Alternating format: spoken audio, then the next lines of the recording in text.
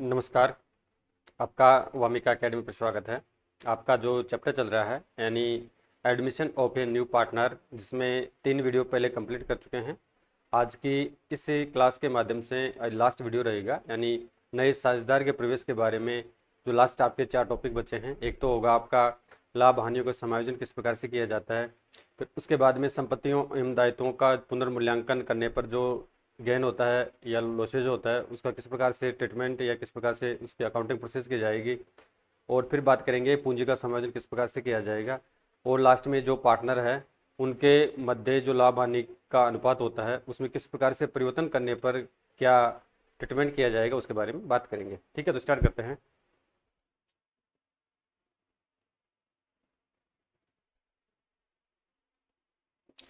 संचित लाभों और हानियों का समायोजन and adjustment for accumulated profit and losses, यानी कभी कभी फर्म में संचित लाभ होते ही इनको साझेदारों के मध्य बंटवारा नहीं किया जाता है, नहीं बांटा जाता है। यानी कभी कभी फर्म में जो लाभ होते हैं तो उन लाभों का एक निश्चित प्रतिशत यानी रिजर्व फंड या संचित लाभों के रूप में रोक लिया जाता है। ठीक है, तो क्यों रोका जाता है, यानी इन फ्यूचर में जो भी व्यापार को आवश्यकताएं पड़ेगी तो उनकी पूर्ति हेतु संचित लाभों को रोका जाता है, तो इनका बंटवारा नहीं किया जाता है। तो यह लाभ सामान्यतः किस कौन कौन से होते हैं? एक तो होता है जनरल रिजर्व होता है यानी सामान्य संचय होता है, एक रिजर्व फंड होता है, और इसके अलावा पेंडल अकाउंट का जो क्रेडिट शेष होता है वो एक तरीके से संचित लाभ होते हैं। यानी प्रॉफिट एंड लॉस अकाउंट का क्रेडिट शेष एक तरीके से प्रॉफिट माना जाता है। नए साझेदार इन लाभों का अधिकार नहीं होता है, यानी जो नया पार्टनर आता है, अब स्वाभाविक है कि पुराने साझेदारों के मध्य ये प्रॉफिट कमाया गया है तो इसकी हकदारी या जो अधिकार होगा पुराने ओल्ड पार्टनर्स का ही होगा। तो नया जो पार्टनर आता है तो पुराने जो प्रॉफिट एंड लॉसेज होते हैं उनमें नया पार्टनर का किसी प्रकार से कोई अधिकार नहीं होता है। इन लाभ या हानियों यानी संचित लाभ या हानि का बंटवारा पुराने साझेदारों के पूंजी खातों में ट्रांसफर कर किया जाता है, यानी जो इनके मध्य डिवाइडेशन किया जाएगा संचित लाभों और हानियों का। तो जो ओल्ड पार्टनर्स है तो ओल्ड पार्टनर्स के कैपिटल अकाउंट में उनका जो रेशियो होता है उस रेशियो को अकॉर्डिंग इनका डिवाइडेशन कर दिया जाएगा। इंग्लिश वर्जन देखें तो sometimes accumulated profits are not immediately distributed among the partners. These profits are generally general reserve, reserve fund, credit balance in Pendle account, etc. New partners are not entitled to this profit. These profit losses, accumulated profit and losses are distributed by transferring them to the capital accounts of the existing partners. अब इसको एक example से समझेंगे। यानी राजेंद्र और सुरेंद्र एक firm में साझेदार है तथा इनके मध्य जो अनुपात है लाभ हानि का वो कितना है? 4:1 है। वे अप्रैल 15 यानी 15 अप्रैल 2017 को नरेंद्र को, यानी थर्ड पार्टनर है, नरेंद्र को फर्म में प्रवेश देते हैं।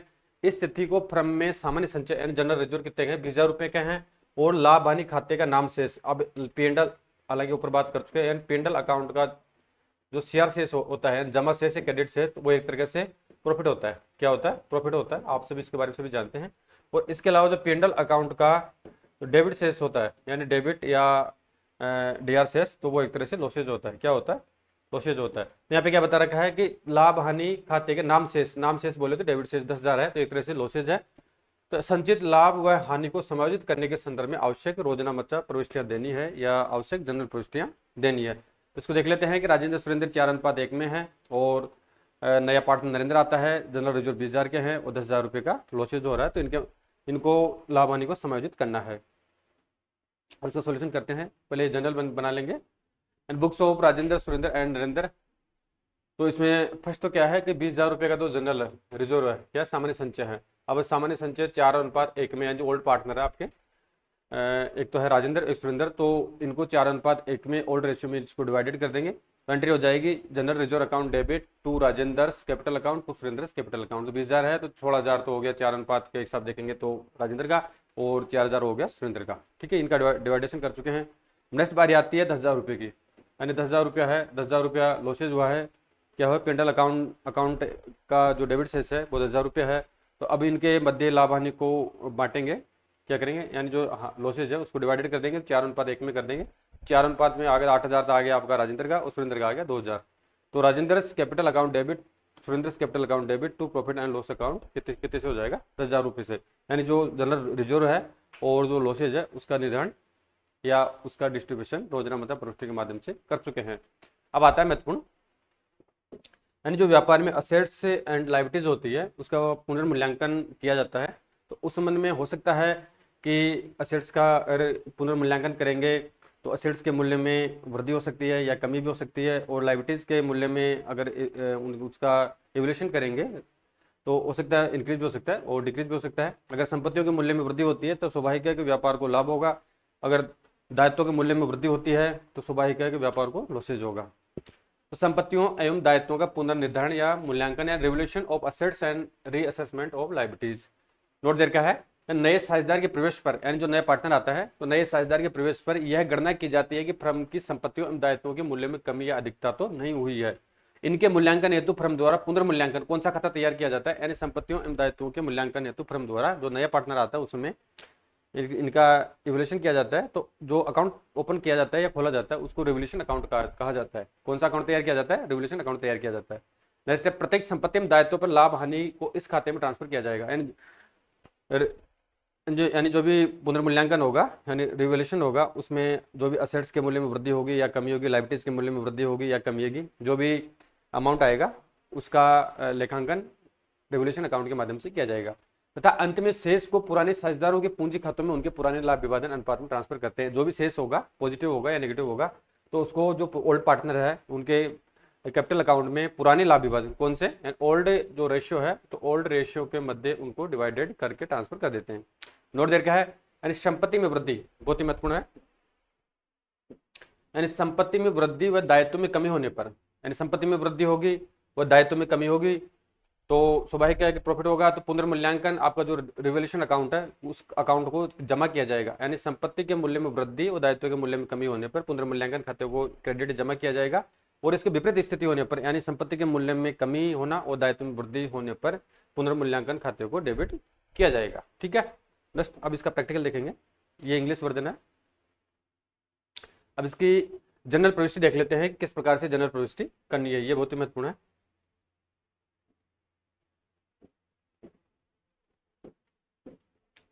यानी the general entries recorded for revaluation of assets and reassessment of liabilities are as follows. तो फर्स्ट एंट्री हो जाएगी, and for the increase in the value of assets, अगर संपत्ति के मूल्य में वृद्धि होती है तो स्वाभाविक है कि गेन होगा एंड प्रॉफिट होगा, तो इसमें एंट्री कर देंगे assets account debit to revolution account. क्या हो जाएगा, अगर संपत्ति के मूल्य में वृद्धि होती है तो रिवोल्यूशन अकाउंट को शेयर करेंगे और संबंधित संपत्ति को डेबिट कर देंगे, क्योंकि संपत्तियों का बैलेंस डेबिट होता है। तो वृद्धि होने पर assets account debit to revolution account कर देंगे। जो यानी जिस मूल्य पर, जैसे पहले संपत्ति 1.5 लाख की थी फिर बाद में 1,60,000 हो गया, तो जो बड़ी हुई मूल्य राशि है 10,000 उस पर इसका मूल्यांकन कर देंगे। नेक्स्ट है, for reduction in the value of assets, यानी संपत्ति के मूल्य में कमी होगी तो जस्ट इसके विपरीत एंट्री हो जाएगी, यानी लॉसेज होगा तो revaluation account debit to assets account हो जाएगा। नेक्स्ट एंट्री है थर्ड नंबर की, for appreciation in the amount of liability, यानी लायबिलिटी यानी दायित्व के मूल्य में अगर कमी आती है, दायित्व के मूल्य में अगर वृद्धि होती है तो स्वाभाविक है कि लॉसेज होगा। इस संबंध में एंट्री होगी आपकी revaluation account debit to liability account हो जाएगा। और इसका जस्ट विपरीत है, अगर दायित्व के मूल्य में कमी होती है तो फायदा होगा यानी गेन होगा, तो liability account debit to revolution account हो जाएगा। अब नेक्स्ट बात करें, 5वें नंबर की एंट्री है फॉर एन अनरिकॉर्डेड असेट्स, यानी ऐसी संपत्ति जिसका पहले से लेखांकन या उसको रिकॉर्ड नहीं किया गया है, अगर उसको रिकॉर्ड करेंगे तो स्वाभाविक है कि व्यापार में वृद्धि होगी संपत्तियों की, यानी गेन होगा। एंट्री हो जाएगी assets account debit to revolution account. Next है फॉर एन अनरिकॉर्डेड लायबिलिटी, अगर ऐसे दायित्व जिनको पहले रिकॉर्ड नहीं किया गया है बाद में उसका पता चला है उसके पुनः रिकॉर्ड करते हैं, तो संपत्तियों को रिकॉर्ड करने पर तो व्यापार में गेन होगा, और दायित्वों को रिकॉर्ड करेंगे तो स्वाभाविक है कि जस्ट विपरीत हो जाएगा यानी लॉसेज हो जाएगा। एंट्री होगी revaluation account debit to liability account हो जाएगा। नेक्स्ट एंट्री है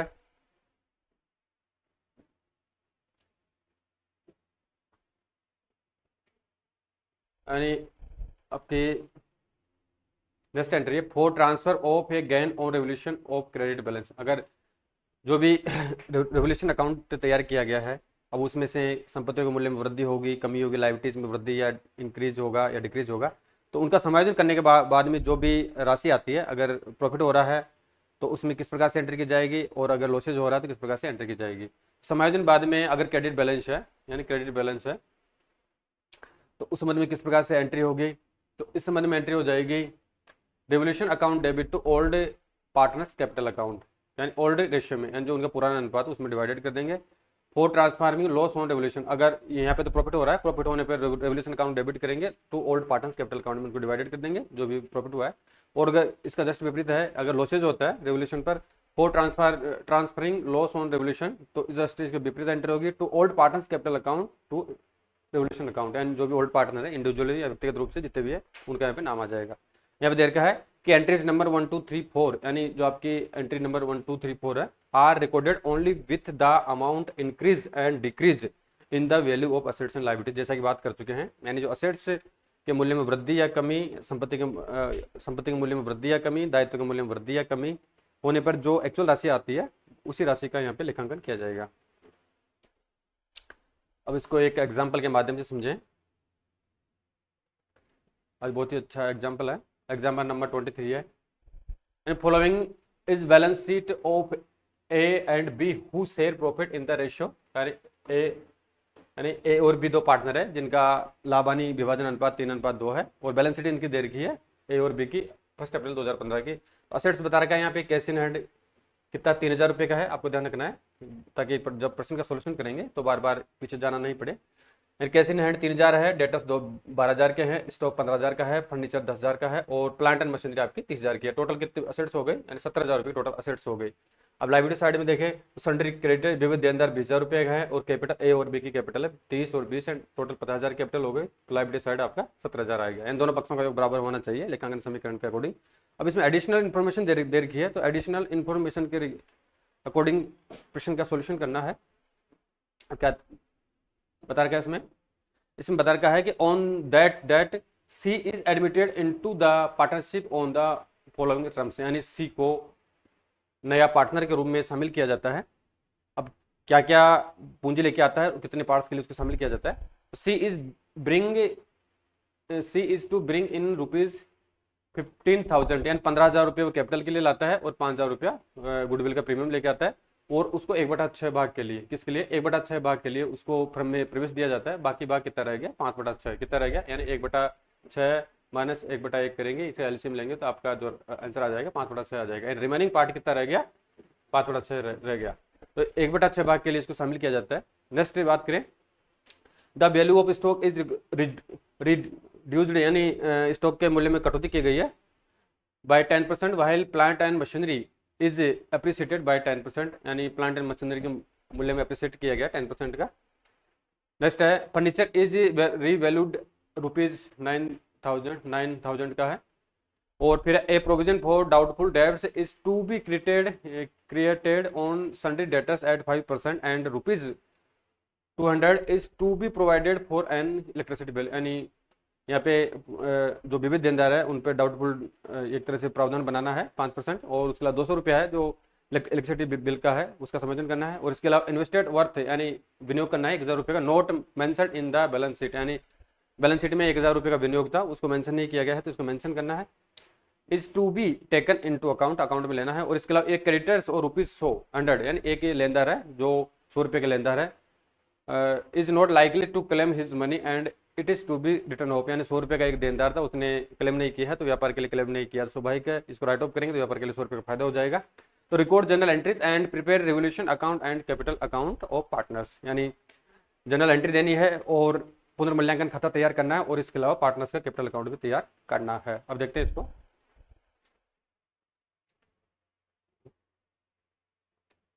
थोड़ा क्लियर नहीं आ पा रहा है बट आपको समझा देंगे। यानी ABC की जनरल बनाएंगे तो bank account debit to C's capital to goodwill account, ये 20,000 रुपये की पूंजी लाता है, सॉरी टोटल 20,000 लाता है, 15,000 तक पूंजी लाता है, 5,000 गुडविल लेके आता है, ये एंट्री हो गई। नेक्स्ट एंट्री के बारे में बात करें, अब गुडविल है 5,000 रुपये के, 5,000 को ओल्ड पार्टनर्स का जो रेशियो है ओल्ड रेशियो 3:2 में इसको डिवाइडेड कर देंगे, तो goodwill account debit to A's capital to B's capital and 5,000 3,000 2,000 में डिवाइडेड कर देंगे। नेक्स्ट बात करते हैं revolution account debit to stock to furniture to provision for doubtful debts 3100 रुपया कितना है। Revolution in value of assets on revolution, तो यहाँ पे जो रिवोल्यूशन किया गया है उसमें 3100 रुपये का चेंजिंग आया है, तो उसमें स्टॉक है उसकी राशि आ गई, फर्नीचर का 1,000 आ गया, और इसके अलावा to provision for doubtful debts है वो यहाँ पे 600 रुपया आ चुका है। कितना आ चुका है, यानी 600 रुपया आ चुका है। नेक्स्ट बात करें plant and machinery account debit to investment account to revolution account है। तो प्लांट एंड मशीनरी 3,000 रुपये का है, इन्वेस्टमेंट 1,000 रुपये का है, यानी इसमें वृद्धि हुई है, और रेवोल्यूशन है वो 4,000 रुपये का टोटल हो गया। नेक्स्ट रेवोल्यूशन के बारे में बात करें, यानी जो राशि आई है उसका नीचे कैलकुलेशन देखेंगे किस प्रकार से आई है। Revolution account to outstanding electricity bill है, तो रेवोल्यूशन अकाउंट डेबिट कर देंगे, 200 रुपये का बिल चुकाना है। इसके अलावा विविध देनदार है, तो व्यापार को फायदा हो गया, sundry creditor to revolution account, यानी फायदा होगा रेवोल्यूशन को शेयर कर देंगे, 100 रुपये का हो गया। और इसके अलावा यहाँ पे revolution account debit A's to B's capital 800 रुपये है, जिसमें से जो राशि देगी 480 और 320 रुपये का एज और बी के मध्य ट्रांसफर कर देंगे, यानी प्रॉफिट शेयरिंग रेशियो में। अब जो राशि आई वो राशि देखते हैं। पहले पहले तो रेवोल्यूशन अकाउंट तैयार करेंगे, यानी प्लांट एंड मशीनरी के मूल्य में 3,000 की वृद्धि हुई थी, और जो इन्वेस्टमेंट 1,000 रुपये का आए थे, और इसके सन्ड्री क्रेडिटर्स है उसमें 100 रुपये का फायदा हुआ, तो 41 रुपये का यहाँ पे टोटल कितना क्या हो गया, फायदा हो गया। नेक्स्ट देखें तो स्टॉक के मूल्य में 1,500 की कमी आ गई थी, फर्नीचर के मूल्य में 1,000 की कमी आई थी, और इसके अलावा डाउटफुल डेब्ट्स पर 600 रुपये का प्रोविजन बनाया गया था, आउटस्टैंडिंग इलेक्ट्रिसिटी बिल 200 का था। ठीक है, इनको माइनस करने के बाद में जो अंतर आएगा, तो उनको जो अंतर राशि है उसको ए एंड बीच के मध्य 3:2 रेशियो में डिवाइडेड कर देंगे। ठीक है, तो इस प्रकार से राशि आपकी आ जाएगी। अब पार्टनर्स कैपिटल अकाउंट तैयार करते हैं। पार्टनर्स कैपिटल अकाउंट तैयार करेंगे तो बैलेंस बीडी है, तो बैलेंस 30,000 रुपया ए की राशि थी, और 20,000 रुपया बी की राशि थी, 15,000 रुपया सी लेके आता है। और गुडविल 3 के मध्य 3,000, 2,000 ए बी में 3-2 रेशियो ओल्ड रेशियो में इनको डिवाइडेड किया गया था। तो रेवोल्यूशन अकाउंट पे जो रेवोल्यूशन किया गया था उसमें जो प्रॉफिट हुआ था, कुल प्रॉफिट हुआ था यहाँ पे 800 रुपये का, तो 480 तो ए को मिलेंगे और 320 रुपये बी को मिल जाएंगे 3:2 ओल्ड रेशियो के अकॉर्डिंग। ठीक है, तो यहाँ टोटल कर देंगे 33,480 तो ए की कैपिटल हो गई, 22,320 हो गई बी की कैपिटल, 15,000 हो गई सी की कैपिटल। तो यहाँ पे बैलेंस शीट आ जाएगा सेम राशि का। ठीक है, तो आपको समझ में आ चुका होगा। अब नेक्स्ट देखते हैं पूंजी का समायोजन, कैपिटल का एडजस्टमेंट किस प्रकार से किया जाता है। दो टॉपिक देख चुके हैं, एक तो देख चुके हैं कि संचित लाभ व हानियों का निर्धारण किस प्रकार से किया जाता है, और इसके अलावा असेट्स एंड लायबिलिटीज का जो रेवोल्यूशन किया जाता है, वो रेवोल्यूशन अकाउंट किस प्रकार से तैयार किया जाता है, और किस प्रकार से जनरल प्रविष्टि की जाती है, उसके बारे में डिटेल से बात कर चुके हैं, साथ में न्यूमेरिकल क्वेश्चन का सोल्यूशन भी कर चुके हैं। नेक्स्ट देखते हैं एडजस्टमेंट और कैपिटल के बारे में देखते हैं। पूंजी का समायोजन है, पूंजी का समायोजन क्या होता है, इसको पहले बेसिक देखेंगे फिर इसका प्रैक्टिकल देखेंगे। तो कभी कभी साझेदार के प्रवेश के समय साझेदार लाभ विभाजन अनुपात के आधार पर अपनी पूंजी के समायोजन के लिए सहमत होते हैं। ऐसी स्थिति में यदि एक नए साझेदार की पूंजी दी गई है तो उसके आधार पर पुराने साझेदारों को नई पूंजी की गणना की जा सकती है। ख्याति है यानी गुडविल है, रिजर्व है, और असेट्स और लायबिलिटीज का पुनर्मूल्यांकन आदि के सभी समायोजन के पश्चात निर्धारित की गई पूंजी की तुलना पुरानी पूंजी से की जाती है।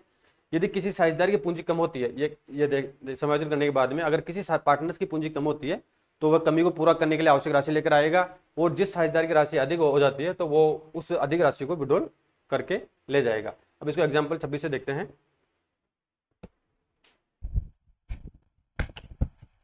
देखिए, यानी ए और बी एक फर्म में पार्टनर है, और इनके मध्य जो अनुपात है लाभ हानि का 2:1 के अनुपात में लाभ का विभाजन करते हैं। वे सह को लाभ में 1/4 भाग के लिए, यानी सी नया पार्टनर है जिसको 1/4 भाग के लिए शामिल कर रहे हैं। रिमेनिंग पार्ट कितना रह गया, 3/4 रह गया। वो सह है जो 20,000 रुपये पूंजी के लिए लाता है। ख्याति परिसंपत्तियों में दायित्वों के से संबंधित समायोजनों के पश्चात पुराने साझेदारों ए व की पूंजी क्रमशः कितनी हो जाती है।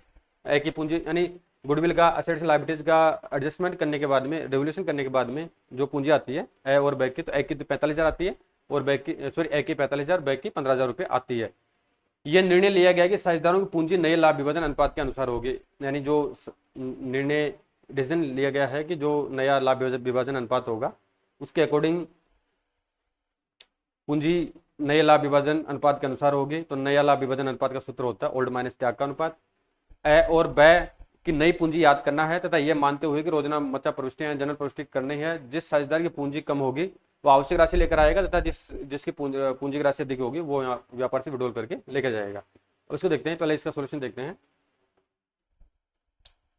यानी नए लाभ विभाजन अनुपात की गणना करेंगे। पहले तो यह माना गया है कि सह ने अपना भाग ए और ब से पुराने लाभ विभाजन अनुपात में लिया है, अर्थात यानी पुराना लाभ विभाजन अनुपात कितना है, 2:1 है। कुल भाग 1 देखते हैं, सह का भाग कितना 1/4 है। अब शेष भाग कितना रह गया, 1 - 1/4 कर देंगे तो एलसीएम लेंगे 3/4 आ जाएगा, यानी शेष भाग कितना रह गया, 3/4 रह गया। अब यहाँ एक का नया भाग देखते हैं, तो एक का नया भाग देखेंगे तो नया भाग का सूत्र होता है ओल्ड माइनस त्याग। क्या होता है, ओल्ड माइनस त्याग होता है। तो एक का नया भाग कितना है, एक का नया भाग है यानी ओल्ड माइनस एक का नया भाग देख रहे हैं, सॉरी यहाँ पे पहले तो 3/4 है और 2/3 से मल्टीप्लाई कर दें, 6/12 आ गया। ब का नया भाग है 3/4 है, शेष यहाँ पे शेष भाग है, और जो उनका रेशियो है ओल्ड 2:1 था, 2:1 था तो 2/3 आ गया।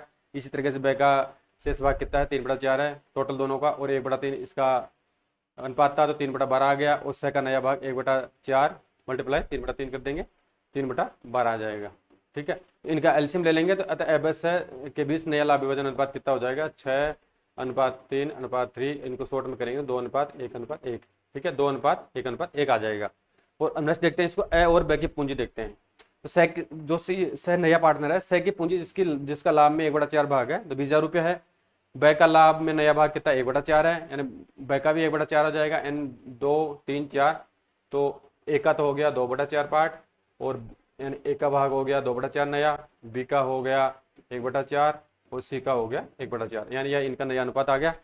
तो ब का लाभ में नया भाग 1/4 है, अतः उसकी पूंजी भी 20,000 रुपया होगी। कितनी होगी 1/4 होगी, तो स्वाभाविक है कि सी की 1/4 भाग है तो 20,000 पूंजी है, तो बी का भी इतना ही पार्ट है तो 20,000 पूंजी होगी, और ए का नया भाग 2/4 है जो कि सह के भाग का दोगुना होगा, इसलिए उसकी पूंजी कितनी हो जाएगी 40,000 हो जाएगी। कितनी हो जाएगी इसकी 40,000 हो जाएगी, बाकी की जो बीसी है उसकी 20,000 रुपये पूंजी हो जाएगी। ठीक है, नेक्स्ट है विकल्प के तौर पर सह की पूंजी के आधार पर फर्म की कुल पूंजी देखते हैं। यानी विकल्प के तौर पर देखें तो टोटल यानी 1/4 की पूंजी अगर 20,000 है तो 4/1 इसका विपरीत कर देंगे, टोटल पूंजी हो जाएगी 80,000 रुपया।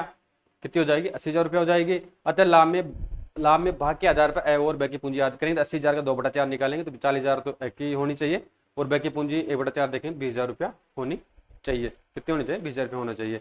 अब इसमें क्या प्रश्न में दे रखा था सभी समायोजन करने के बाद में जो ए की पूंजी 45,000 रुपये रही थी और बी की 15,000 रुपये रही थी। ठीक है, तो इसकी तो यहाँ पे 40 आई है और इसकी 20 आई है, तो इसकी ओल्ड पूंजी 45,000 और इसकी 15 है, तो स्वाभाविक है कि इसकी 40,000 रुपये आई है तो इसके 45 पूंजी है, तो ये 5,000 रुपये तो क्या कर लेगा विड्रॉल कर लेगा। क्या कर लेगा विड्रॉल कर लेगा। और जो ब है उसकी पूंजी 20,000 होनी चाहिए, लेकिन ओल्ड पूंजी कितनी है 15,000 है, तो 15,000 है, तो 20,000 में से 15,000 माइनस कर देंगे तो 5,000 रुपया शॉर्ट पड़ा है, तो 5,000 रुपये की राशि वो और लेकर आएगा। इस समय रोजाना मतलब प्रश्न करेंगे तो A's capital account debit to cash account, यानी इसको पैसा लौटा रहे हैं ए को, और जो बी है वो राशि लेके आएगा 5,000 रुपया, तो cash account debit to B's capital account 5,000 रुपये से। ठीक है, तो इस प्रकार से एंट्री हो जाएगी। नेक्स्ट है यानी कभी कभी फर्म की कुल पूंजी दी गई होती है, यह निर्णय लिया जाता है कि प्रत्येक साझेदार की पूंजी लाभ विभाजन अनुपात के अनुरूप हो। ऐसी स्थिति में प्रत्येक साझेदार की पूंजी का निर्धारण नए साझेदार सहित उसके लाभ विभाजन अनुपात के आधार पर किया जाता है। अतिरिक्त पूंजी लाकर या अतिरिक्त पूंजी निकालकर प्रत्येक साझेदार की अंतिम पूंजी को ऐच्छिक स्तर पर भी लाया जा सकता है। अब यहाँ पे नेक्स्ट है, यहाँ ध्यान देना है कि साझेदारों की पूंजी खातों में आधिक्य या कमी को समझा साझेदारों के बीच अनुबंध के आधार पर संबंधित चालू खाते में ट्रांसफर कर दिया जाता है। यानी जो भी डीड होते हैं पार्टनरशिप डीड या साझेदार सेलेक्ट होता है उसके अकॉर्डिंग इनको ट्रांसफर कर दिया जाता है। अब महत्वपूर्ण एग्जाम्पल देखते हैं। एग्जाम्पल नंबर 27 कौन सा है, एग्जाम्पल नंबर 27 है, यानी ए ब और स एक फर्म में पार्टनर है और इनका मध्य जो अनुपात है 3:2:1 है।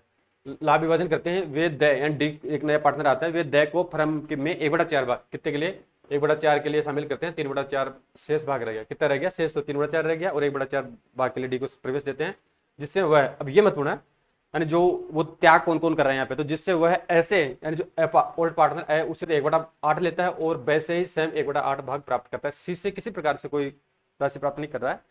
फर्म की कुल पूंजी कितनी 1,20,000 रुपया है, निर्धारित की जाती है, तो दय को अपने 1/4 भाग के लिए फर्म की पूंजी लाना तय हुआ है। अन्य साझेदारों की पूंजी का समायोजन भी उनके लाभ विभाजन अनुपात के आधार पर किया जाएगा। समस्त समायोजनों के पश्चात ए ब और स की कुल पूंजी की 40,000, ब की 35,000 और सी की 30,000 रुपया है। ए ब स की नई पूंजी की राशि याद करना है और आवश्यक रोजाना मतलब पुष्टि आपको करनी है। नया लाभ विभाजन अनुपात देखते हैं पहले, ओल्ड माइनस त्याग का अनुपात। ओल्ड अनुपात कितना है तो ओल्ड अनुपात यहाँ पे देख रहे हैं 1/2 माइनस 1/8 कर देंगे, 3/8 आ गया, यानी 1/2 इस प्रकार से राशि आई है, जैसे 3 2 5 6 तो आधा इसका हो गया। ठीक है, और इसके अलावा इसका है 2/6, तो ये 1/3 हो गया। इस प्रकार से राशि यहाँ पे निकाली गई है ओल्ड रेशियो। तो 1/2 माइनस 1/8 एलसीएम लेंगे 3/8 आ गया, 3/8 आ गया, और ब का है 1/3 माइनस 1/8 है, तो एलसीएम लेंगे 5/24 आ गया। यानी इनका जो नया लाभ विभाजन अनुपात है ओल्ड माइनस त्याग का अनुपात है, तो ये आ गया 3/8 और 5/24। और स को लाभ में पहले की तरह 1/6 भाग दिया जाएगा, यानी जो स है उसको 1/6 भाग दिया जाएगा। ठीक है। अब 1/6 भाग है, यानी 1/4 भाग के लिए उसको इंक्लूड किया जा रहा है, तो इसका इसको शॉर्ट करेंगे तो 1/6 भाग हो जाएगा यानी इसके रेशियो के अकॉर्डिंग। अतः एबेस और द का नया लाभ विभाजन अनुपात क्या होगा? 3/8, 5/24, 1/6 और 1/4 है, यानी सॉरी वो यानी जो सी है, सी का यहाँ पे ओल्ड रेशियो 2:1:1 है, तो 1/6 हो गया सी का, और बाकी का 3/6, 2/6 आ गया, तो सी का 1/6 हो ही गया। और जो आपका डी है उसका 1/4 अनुपात है। 3/8, 5/24, 1/6 और अनुपात 1/4 को इनका इसका सोल्यूशन करेंगे, शॉर्ट करेंगे, 9:5:4:4:6 आ गया, 9:5:4:6 आ गया। अब सभी साझेदारों की पूंजी का निर्धारण करना है इस रेशियो के अकॉर्डिंग। तो 9:5 14, 14 14 4 18 20 कितना, 9:5 अब 14 हो गया, 14 4 18, 18 6 24 कितना होगा, सॉरी 24। तो एक की पूंजी, एक टोटल पूंजी व्यापारी कितनी, 1,20,000 रुपया है, तो 1,20,000 को यानी 1,20,000 मल्टीप्लाई 9/24 कर देंगे, तो ये राशि आ गई 45,000 रुपये। कितनी आ गई? 45,000 रुपये। इसी प्रकार से 5/24 में कर देंगे, 4/24 में कर देंगे, 6/24 में कर देंगे। 6/24 में डी का 30,000 रुपया आ गया, सी का 30,000 आ गया, और बी का 25,000 आ गया, और ए का 45,000 रुपया राशि आ गया। अब प्रश्न में क्या कह रखा है कि जो राशि दी गई है, अतः ए 5,000 रुपये यानी 45,000 इसकी राशि आई है, और जो उसकी जो राशि थी ओल्ड 40,000 थी, तो यानी 5,000 रुपये लाएगा, और बै 10,000 रुपये उसकी ओल्ड राशि थी, यानी ओल्ड राशि उसकी 35,000 थी, और नई राशि 25,000 निकली है, तो वो 10,000 रुपये विड्रॉल करके लेके जाएगा। इसी तरीके से सी है कि नई राशि 30,000 आई है, और पुरानी राशि उसकी 20,000 थी, तो 10,000 ज़्यादा है, तो 10,000 रुपये विड्रॉल करेगा। और इसके अलावा डी है वो 30,000 रुपये लाएगा। विकल्प के रूप में एफ और से के द्वारा लाई गई या निकल जाने वाली राशि के ये चालू खाता खोलकर उनसे संबंधित चालू खाते में उनके बीच समझौते के अकॉर्डिंग हस्तांतरित किया जाएगा। इसके लिए निम्न प्रकार से एंट्री होगी, इस प्रकार से एंट्री होगी, इसमें एंट्री हो जाएगी। बुक्स ऑफ ABCD की जनरल बना रहे हैं, यहाँ पे cash account debit as capital, यानी ये 5,000 रुपये लेके आएगा, ये आ गया। And deficiency made good by additional amount brought in by A, 5,000 रुपये लेके आ गया। इसी तरीके से बीज कैपिटल है, सीज कैपिटल है, टू केस से बीज और सीज विड्रॉल कर लेंगे 10,000 का, तो 20,000 हो गया। और इसी तरीके से जो आपका डीज है वो 30,000 रुपये की राशि लेके आएगा। Cash account debit to D's capital account कितनी आ गई? 30,000 रुपये आ गई। अब इसको अल्टरनेटिव रूप से विकल्प रूप से एंट्री करें, तो अल्टरनेटिवली फॉर एंट्रीज 2 और 3 above shall be books ABCD की जनरल बनानी है, अल्टरनेटिव रूप से इसकी एंट्री करते हैं। तो A's current account debit to A's capital account चालू खाते में ट्रांसफर कर देंगे, कितना होगा? 5,000 रुपया, यानी डेफिशिएंसी यानी जो कमी की राशि है, तो deficiency in A's capital transfer to A's current account है। नेक्स्ट एंट्री हो जाएगी B's capital account debit to C's capital account, यानी 10,000 ये विड्रॉल कर रहे हैं, to B's current account to C's current account, तो ये 10,000 रुपये की यानी 10,000 रुपये यहाँ पे शेयर हो जाएंगे, ये राशि इधर आ जाएगी। ठीक है, तो इस प्रकार से चालू खातों में इनका समायोजन कर देंगे। अब लास्ट टॉपिक है, इसमें वर्तमान साझेदारों के लाभ विभाजन अनुपात में परिवर्तन कर दिया जाता है, यानी नया इसमें कोई पार्टनर नहीं आता है, जो लेकिन जो वर्तमान में जो पार्टनर्स होते हैं उनको आपसी सहमति से जो उनका ओल्ड रेशियो होता है उसको चेंज कर दिया जाता है, एंड जो नया लाभ विभाजन अनुपात डिसाइड किया जाता है उसके हिसाब से ये नया लाभ विभाजन अनुपात के अनुसार राशि का निर्धारण करते हैं लाभानियों का। तो वो किस प्रकार से करते हैं वो देखते हैं।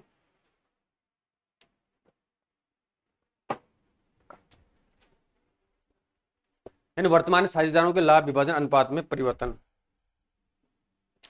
Change in profit sharing ratio among the existing partners, यानी कभी कभी फर्म के साझेदार के प्रवेश तथा सेवानिवृत्ति के बिना भी क्या है, यानी इसमें किसी प्रकार से साझेदार का ना तो प्रवेश होता है, ना किसी सेवानिवृत्ति होती है, ना ही किसी की मृत्यु होती है। ठीक है, तो साझेदार के प्रवेश तथा सेवानिवृत्ति के बिना भी विद्यमान लाभ विभाजन अनुपात में परिवर्तन का निर्णय लेते हैं। इस परिवर्तन से साझेदारों को कुछ लाभ या हानि हो सकता है, यानी परिवर्तन करेंगे स्वाभाविक है, प्रॉफिट हो सकता है, लॉसेज हो सकता है। तो इस प्रकार की स्थिति में हानि उठाने वाले साझेदार के जमा क्रेडिट पक्ष तथा लाभ उठाने वाले साझेदार के डेबिट पक्ष में लिखेंगे। अगर जो भी पार्टनर है वो हानि उठाता है तो उसको साझेदार के जमा पक्ष में उसकी एंट्री करेंगे, और जो लाभ उठाने वाला साझेदार है उसको डेबिट पक्ष में लिखेंगे। पुस्तकों में ख्याति खाता खोले बिना पर्याप्त राशि से डेबिट किया जाएगा, यानी जो बुक्स होती है उसमें गुडविल अकाउंट खोले बिना पर्याप्त राशि से डेबिट किया जाएगा। इसके अलावा अंत में सभी समायोजन या उनके पुराने लाभ विभाजन अनुपात में होंगे, जो भी एडजस्टमेंट किया जाएगा वो पुराने ओल्ड रेशियो के अकॉर्डिंग किया जाएगा। वो नोट दे रखा है, ये उसी प्रकार से होगा जैसे साझेदार के प्रवेश की स्थिति में होता है, यानी this will be done in the same manner as in the case of admission of a partner. अब इसका एग्जांपल देखते हैं, एग्जांपल नंबर 30 है, बहुत अच्छा एग्जांपल है। देखो, दिनेश, रमेश, सुरेश एक फर्म में साझेदार है, लाभ विभाजन अनुपात इनका कितना है? 3:3:2 में करते हैं। वे निर्णय लेते हैं कि 1 अप्रैल 2016 से क्या है, यानी 1 अप्रैल 2016 से लाभ का विभाजन बराबर बराबर करेंगे। एंड ओल्ड रेशियो तो इनका 3:3:2 है, और जो नया अनुपात आएगा वो 1:1, यानी तीनों बराबर बराबर लाभ विभाजन करेंगे। 31 मार्च 2017 को उनका बैलेंस शीट इस प्रकार से है। यानी असेट्स के बारे में बात करें, कैसेट यानी कैसेट हैंड इसमें यानी कैसेट बैंक है 40,000 रुपया, BR 50 का है, सन्डी डेटर्स 60,000 के हैं, और स्टॉक 1,20,000 का है, और स्थायी संपत्तियां 2,80,000 की। टोटल संपत्ति होगी 5,50,000। कितने हो गए? टोटल संपत्तियां होगी 5,50,000 की। इसी तरीके से लाइबिलिटीज के बारे में बात करें तो विविध देनदार 1.5 लाख रुपए के हैं, जनरल रिजर्व 80,000 के हैं, साझेदारों को जो ऋण है वो दिनेश का रमेश का 40-30 है, टोटल 17,000 का हो गया, और साझेदारों की जो कैपिटल है तीनों के दिनेश रमेश सुरेश के 1,80,000 17 2,50,000 कैपिटल हो गए। तो टोटल दोनों पक्षों का योग है, लाइबिलिटीज असेट साइड का पक्ष लेखांकन समीकरण के अकॉर्डिंग सेम होना चाहिए। तो लाइबिलिटीज और असेट्स का योग हो चुका है। अब इसका सॉल्यूशन करेंगे। इसमें एडिशनल इन्फॉर्मेशन दे रखी है, क्या दे रखी है? अब क्या एडिशन लिया गया है? यह निर्णय लिया गया है कि स्थायी परिसंपत्तियों का मूल्यांकन 3,31,000 रुपये होगा, यानी जो स्थायी असेट्स है उसका मूल्यांकन करना है। स्थायी असेट्स यहाँ पे कितनी दे रखी है? 2,80,000 है, 3,31,000 रुपये होगा, तो स्वाभाविक है यहाँ पे 51,000 रुपये का प्रॉफिट हो जाएगा। इसके अलावा विविध देनदारों पर संदिग्ध ऋणों के लिए 5% का प्रावधान बनाना है, यानी जो विविध देनदार दे रखे हैं उन पे 5% का प्रावधान बनाना है, प्रोविजन बनाना है। और इसके अलावा इस तथ्य को फर्म की ख्याति पिछले 5 वर्षों के औसत निवल लाभ के 4.5 वर्षों के, यानी क्रय वर्ष कितने हैं? 4.5 क्रय वर्ष है, यानी लास्ट वीडियो में देख चुके थे किस प्रकार ख्याति का मूल्यांकन किया जाता है, जो भी विधियां हैं इसको पुनः और देखेंगे। तो 4.5 वर्ष निवल क्रय के मूल्य पर होगी, जो कि क्रमशः कितना प्रॉफिट देगा? 14, 17, 20, 22 और 27,000 रुपये है। स्टॉक का मूल्यांकन 1,12,000 रुपये तक कम हुआ है, यानी स्टॉक का मूल्यांकन 1,12,000 रुपये हुआ है। और इसके अलावा ख्याति को फर्म की पुस्तकों में नहीं दर्शाया जाएगा, यानी ख्याति को फर्म की पुस्तकों में नहीं दर्शाया जाएगा, यानी अकाउंट ओपन नहीं किया जाएगा। आवश्यक रोजाना मतलब प्रविष्टि देनी है, और फर्म का संशोधित तुलन पत्र यानी बैलेंस शीट तैयार करना है, जनरल एंट्री बनानी हो, बैलेंस शीट भी तैयार करना है। अब इसको देखते हैं।